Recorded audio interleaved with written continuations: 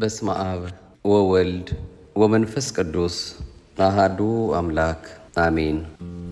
ሰላም ጥዕና ይበለይ እንኳን ኣብ ቻናል ሲቲኤም በሰላም መጻኹም። መጽሐፍ ቅዱስ ብዛዕባ መንግስቲ፣ ፍርዲ፣ መኽፋል ግብሪ፣ መረፃን ካልኦትን እንታይ ይብል?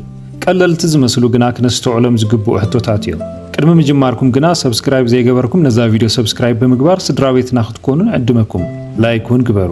ነዛ ቪድዮ እንተፈቲኹማ ድማ ንኻልኦት ሼር ብምግባር ኣተባብዑና። ክንደይ ከም ዝመለስኩም ድማ ኣብ ኮመንት ጻሓፉልና። ስልጣን ካብ መን ከም ዝመጽእ መጽሐፍ ቅዱስ ይገልጽ።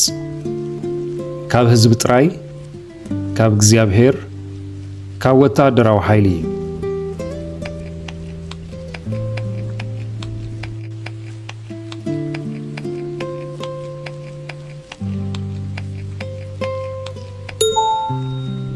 መልሱ ካብ እግዚአብሔር እዩ። ኩሉ ስልጣን ምንጩ ኣምላኽ እዩ። ሰብ ስልጣን ዝረክብ ብፍቓድ ኣምላኽ እዩ። እዚ ድማ መራሕቲ ኣብ ቅድሚ ኣምላኽ ተሓተቲ ምዃኖም ይምህረና። ካብ ኣምላኽ እንተዘይኮይኑስ ስልጣን የልቦን ድማ ይብል።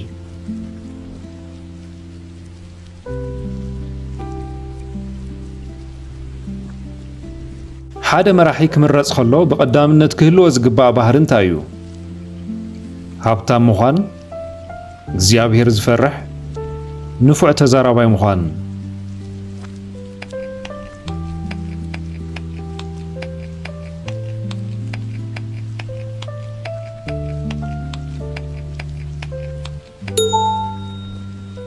መልሱ እግዚአብሔር ዝፈርሕ እዩ። ናይ ሓቂ መርሕነት ካብ ፍርሓት ኣምላኽ ዝጅምር። እግዚአብሔር ዝፈርሕ መራሒ ንህዝቢ ብቕንዕናን ብሓቅን ይመርሕ። ካብ ኩሉ ህዝብን እግዚአብሔር ዝፈርሑ እሙናት ረብሓ ዓመፃ ዝጸልኡ ክኢላታት ሰባት ምረጽ።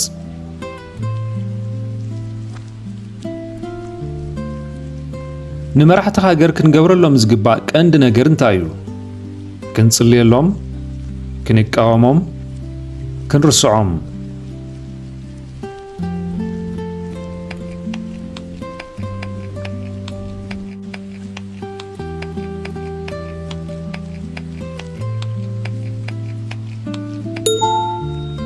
መልሱ ክንጽልየሎም እዩ።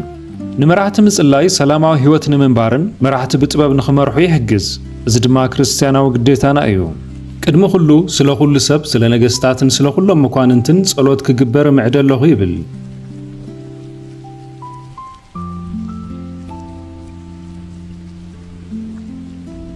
ጻድቃን ምስ ዝገዝኡ ህዝቢ እንታይ ይኸውን?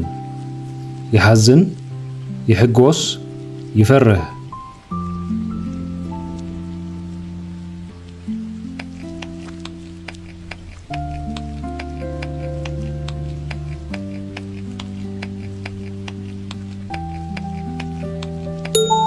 መልሱ ይሕጎስ እዩ። ጽድቂ ዘለዎም መራሕቲ ንህዝቢ ዕረፍትን ሰላምን የምጽእሉ። ፍርዲ ምስ ዝቐንዕ ህዝቢ ብሓጎስ ይነብር። ጻድቃን ምስ ዝበዝሑ ህዝቢ ይሕጎስ። ረሲኣን ምስ ዝስልጥኑ ግና ህዝቢ ይበኪ። ረሲእ ወይ ድማ እኩይ ምስ ዝገዝእ ህዝቢ እንታይ ይኸውን? ስቕ ይብል፣ ይንእድ፣ ይጠርዕ።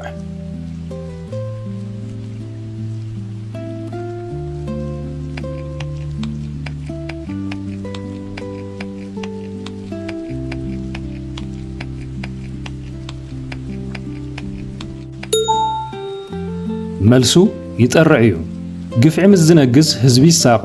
እዚ ድማ መሪሕነት ብዘይ ፍርሓት ኣምላኽ እንተኾይኑ ዕንቅፋት ምዃኑ ይምህረና።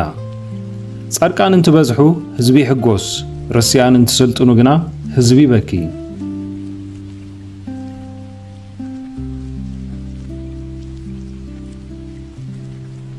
እግዚአብሔር ንሳሙኤል ንጉስ ክመርጽ ከሎ ናበይ እዩ ዝጥምት ኢልዎ? ናብ ቁመና፣ ናብ ልቢ፣ ናብ ትምህርቱ።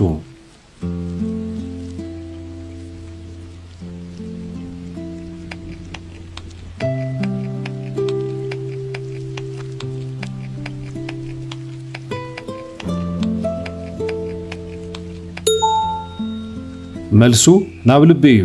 ሰብ ኣብ ግዳማዊ ትርኢት ከተኩር ከሎ ኣምላኽ ግና ነቲ ናይ ውሽጢ ባህርን ቅንዕናን ልቢ እዩ ዝርኢ። ሰብ ገጽ ይርኢ፣ እግዚአብሔር ግና ልቢ እዩ ዝርኢ።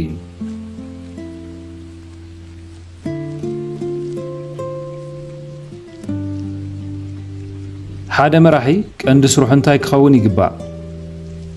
ንርእሱ ሃብቲ ምእካብ ፍርዲ ምቕናዕን ንስኡናት ምሕላይን ንጸላእቱ ምጥፋእ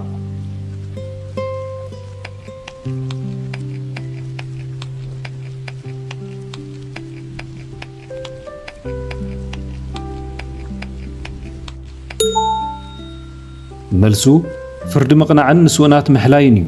መራሕን ዝተበደሉ ክጣበቕን ብጽድቂ ክፈርድን ካብ ኣምላኽ ዝተዋሃቦ ሓላፍነት እዩ። ኣፍካ ክፈት ብሓቂ እውን ፍረድ ድማ ይብል።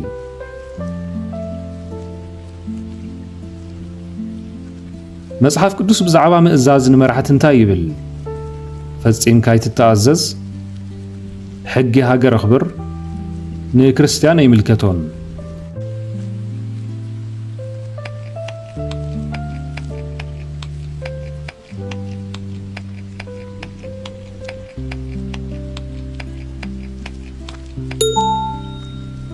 መልሱ ሕጊ ሃገር ኣኽብር እዩ። ንመራሕቲ ምእዛዝ ማለት ንስርዓተ ኣምላኽ ምኽባር ማለት እዩ። እዚ ድማ ስለ ሕልና ተባሂሉ ዝግበር እዩ። ስለዚ ስለ ሕልና ኢልኩም እምበር ስለ እቲ መዓት ጥራይ ኣይኮነን ክትግዝኡ ዝግባኣኩም። ንኣምላኽን ንመንግስትን ክንህቦ ዝግባእ ክፍሊት ጐይታና ኢየሱስ ክርስቶስ ከመይ ገሊጽዎ? ኩሉ ንመንግስቲ ሃቡ፣ ንመንግስትን ንኣምላኽን ሃቡ፣ ንመንግስተይ ተሃቡ።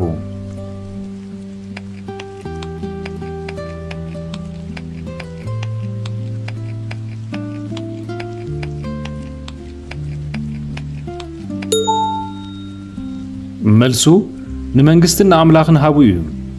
ኣብ መንጎ ምድራዊ ግዴታናን መንፈሳዊ ተኣማንነትናን ሚዛን ክንሕዝ ከም ዘለና ይምህረና። ናይ ቄሳር ንቄሳር እቲ ናይ ኣምላኽ ድማ ንኣምላኽ ሃቡ ይብል።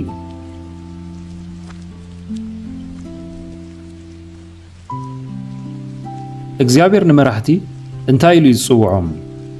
ኣገልገልቲ ኣምላኽ፣ ጐይቶት ህዝቢ፣ ፍሉያት ፍጡራት።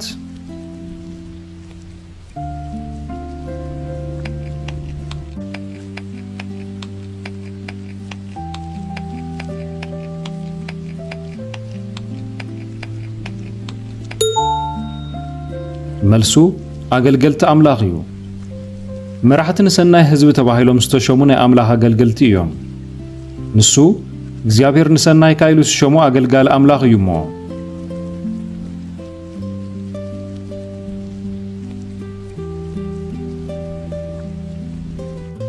መራሕቲ ብሓሶት እንተመሪሖም እንታይ ይፍጠር? ሰራዊት ይሕይል፣ ኣገልገልቶም ኩሎም እኩያት ይኾኑ፣ ሰላም ይነግስ።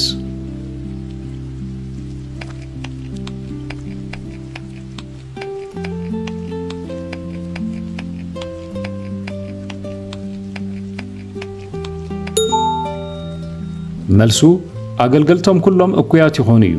መሪሕነት ንባህሪ ተኸተልቱ ጽልዋ ስለ ዘለዎ መራሒ ሓንቲ ሃገር ብሓቂ ክመርሕ ይግባእ። መራሒ ንቓል ሓሶት ዝሰምዕ እንተኾይኑ ኩሎም ኣገልገልቱ ዓመፀኛታት ይኾኑ። ሓደ መራሒ ብቐዳምነት ክህልዎ ዝግባእ ዓብዪ ክእለት እንታይ እዩ? ጥበብን ምስትውዓልን፣ ስልቲ ኩናት ምፍላጥ፣ ዓለም ለኸ ቋንቋ ምኽኣል።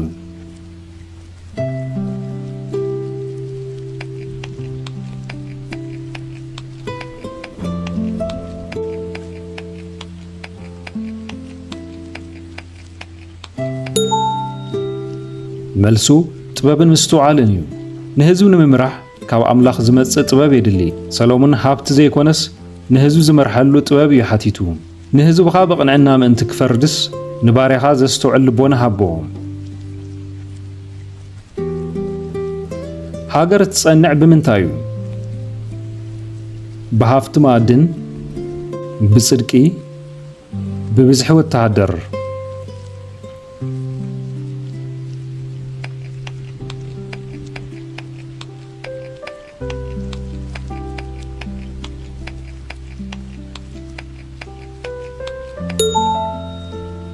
መልሱ ብጽድቂ እዩ። ናይ ሃገር ክብሪ ኣብ ወታደራዊ ሓይሊ ዘይኮነስ ኣብ ቅኑዕን ጻድቕን ኣካይዳ እዩ ዝምርኮስ። ጽድቂ ንህዝቢ ልዕል የብሎ፣ ኃጢአት ግና ውርደት ህዝቢ እዩ። ኣብ ግዜ መረፃን ፖለቲካን ክርስቲያን ቀዳምነት ክህቦ ዝግባእ ንመን እዩ? ነቲ ዝመረጾ ውድብ፣ ንመንግስቲ ኣምላኽ፣ ንማሕበረሰቡ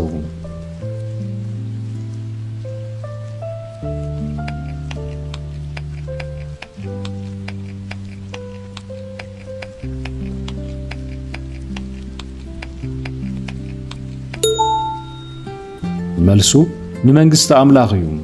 ኣብ ኩሉ ምርጫታት ቅድም መንግስቲ ኣምላኽን ጽድቁን ክንደሊ መጽሓፍ ቅዱስ ይምዕደና። ቅድም መንግስቲ ኣምላኽን ጽድቁን ድለዩ።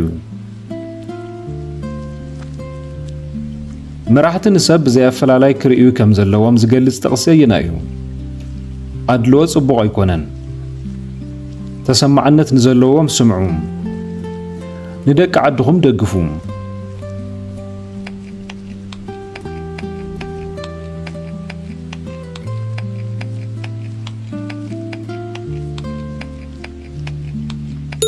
መልሱ ኣድልዎ ጽቡቕ ኣይኮነን እዩ።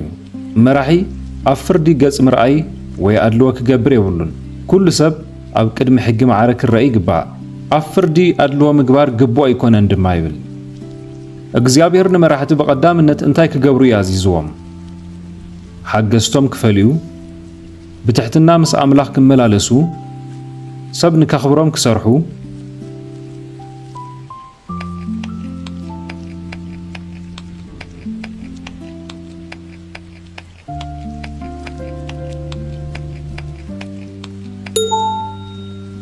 መልሱ ብትሕትና ምስ ኣምላኽ ክመላለሱ እዩ።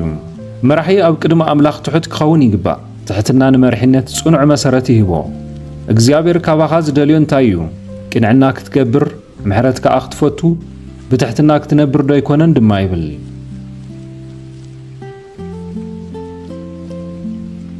ኣብ መንጎ ሕጊ ኣምላኽን ሕጊ ሰብን ግጭት እንተተፈጢሩ ካብ ኣምላኽ ንሰብ ምእዛዝ ይበልጽ፣ ካብ ንሰብ ንኣምላኽ ምእዛዝ ይበልጽ። ክልቲኡ ሓደ እዩ።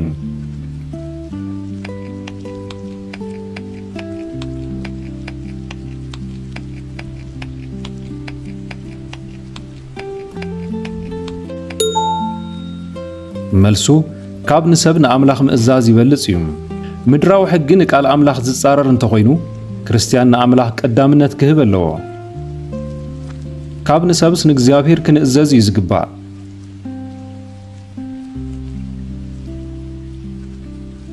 ሃገር ሰላም ምእንቲ ክትረክብ ብቐዳምነት እንታይ የድሊ? ሃፍቲ ተፈጥሮ ምጥቃም፣ ፍርዲ ምቕናዕ፣ ታሪኽ ቀዳሞት ምዝንታው።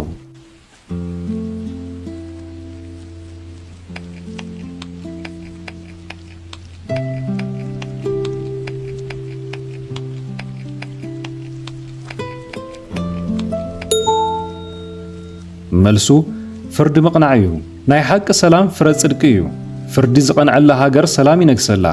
ግብሪ ጽድቂ ስራሕ ሰላም፣ ናይ ጽድቂ ፍረ ድማ ንዘለኣለም ህድኣትን ምትእምማንን ክኸውን እዩ።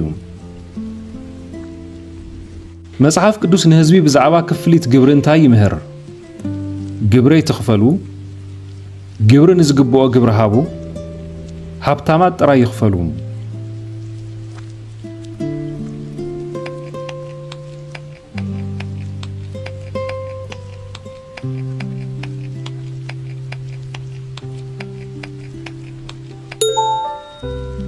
መልሲ ግብሪ ንዝግብኦ ግብሪ ሃቡ እዩ።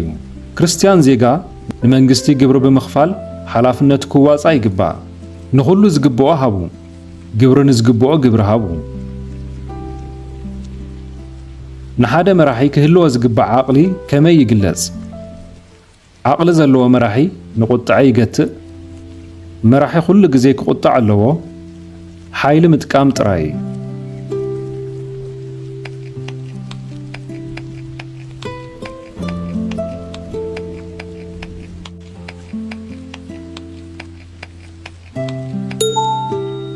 መልሱ ዓቕሊ ዘለዎ መራሒ ንቁጥዐ ይገትእ እዩ።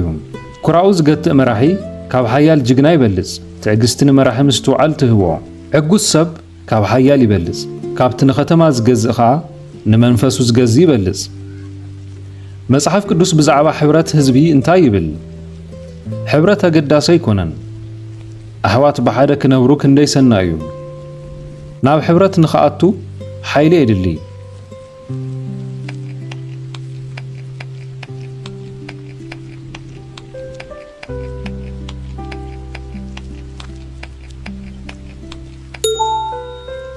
መልሱ ኣሕዋት ብሓደ ክነብሩ ክንደይ ሰናይ እዩ።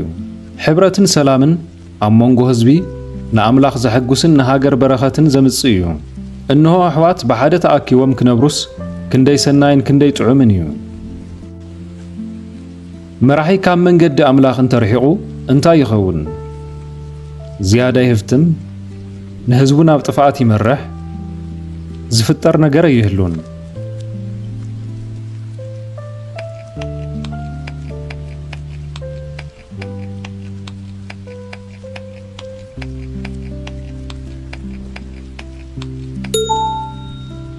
መልሱ ንህዝቡ ናብ ጥፍኣት ይመርሕ እዩ። መራሕቲ ሓላፍነቶም ብግቡእ እንተዘይተዋፂኦም ንህዝቢ የጋጊይዎን ንጥፍኣት የቃልዕዎን እዮም። መራሕቲ እዚ ህዝቢ እዚ መስሓቲ እዮም። እቲ በኣቶም ዝምራሕ ህዝቢ እውን ክጠፍእ እዩ ይብል። ሓደ ክርስቲያን ድምፁ ክህብ ከሎ ብቐዳምነት እንታይ ክሓስብ ኣለዎ? ረብሓኡ ጥራይ? ሓቂ፣ ጽድቂ፣ ሰላም ዘምጽእ ምርጫ? ናይ ዓሌቱ ሰብ ጥራይ?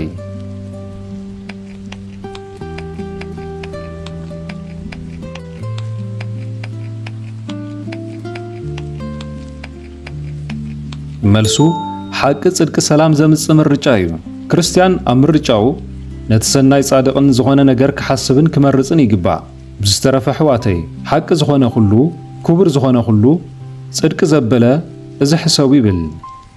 መጽሓፍ ቅዱስ ንሽመኛታት ወይ ከዓ መኳንንቲ እንታይ ኢሉ የጠንቅቖም?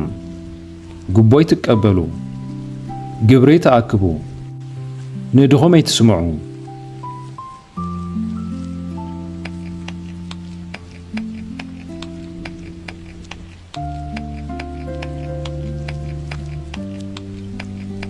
መልሱ ጉቦይ ትቀበሉ እዩ።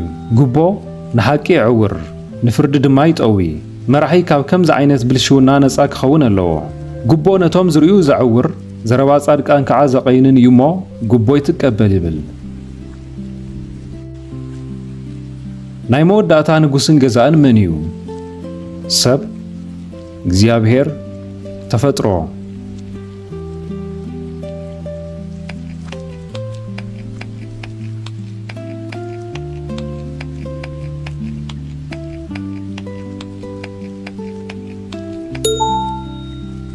መልሱ እግዚአብሔር እዩ። ኩሎም ምድራውያን ነገስታት ሓለፍቲ እዮም። እግዚአብሔር ግና ንጉሰ ነገስታት ኮይኑ ንዘላለም ይገዝእ።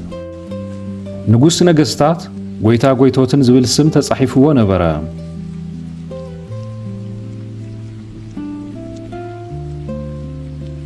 እምበኣር ንሎሚ ዝነበሩና 25 ሕቶታት ኣብዚ ተዛዚሞም ኣለዉ። ከም ዝተባረኽኩምሉ ኣይንጠራጠርን። ካብዚኦም ክንደይ መሊስኩም? ኣብ ኮመንት ጻሓፉልና። ነዛ ቪድዮ ላይክን ሼርን ብምግባር ደገፍኩም እርዩና። ንዝያዳ ትምህርቲ ድማ ቻናልና ሲቲኤም ሰብስክራይብ ግበሩ። ሰላም ኣምላኽ ምሳኹም ይኹን።